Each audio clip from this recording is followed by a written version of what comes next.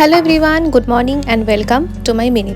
আজকে সকালে উঠে প্রথমেই এক গ্লাস জল নিয়ে চলে এসেছি আমার ছাদ বাগানে।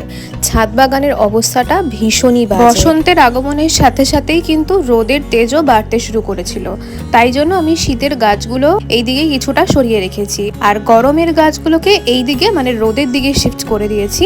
আর অলরেডি ফুল ফোটাও শুরু করে দিয়েছে, যেমন জবা গাছে দেখো একটা জবা ফুল ফুটেও গেছে। এই সব দেখতে দেখতেই দেখলাম মোটামুটি আধা ঘন্টা ক্রস করে গেছে, তাই জন্য সকালের মর্নিং ড্রিঙ্ক, তারপরে ব্রেকফাস্ট খেয়ে চলে গিয়েছিলাম অফিসে। অফিস থেকে ফিরে একটু ফ্রুটস খেয়েই লেগে পড়লাম কাজে। প্রথম আজকে অনেকগুলো গাছই রিপোর্ট করে নেব, যার মধ্যে রয়েছে এই কসমস গাছটা। কসমস গাছটা অনেকদিন আগেই কিন্তু আমি বীজ বসিয়েছিলাম, তো গাছগুলো বেশ বড় বড় হয়েও গেছে। আজ এগুলোকে রিপোর্ট করা। খুব সাবধানে চারা গাছগুলোকে গ্রো ব্যাগ থেকে বার করে নিয়ে একটা নতুন গ্রো ব্যাগের মধ্যে মাটি, বালি, ভার্মি কম্পোস্ট আর সাথে অবশ্যই কোকোপিট মিক্স করে একটা মিডিয়া বানিয়েছিলাম, যার মধ্যে গাছগুলোকে বসিয়ে দিচ্ছি। আমি এক একটা গ্রো ব্যাগের মধ্যে 2 বা 3টে করে গাছ বসাচ্ছি, ভাবে বসিয়ে দিলাম গাছগুলোকে। আর এখন কিন্তু এই গাছগুলোকে ছায়াযুক্ত জায়গায় রেখে দেবো।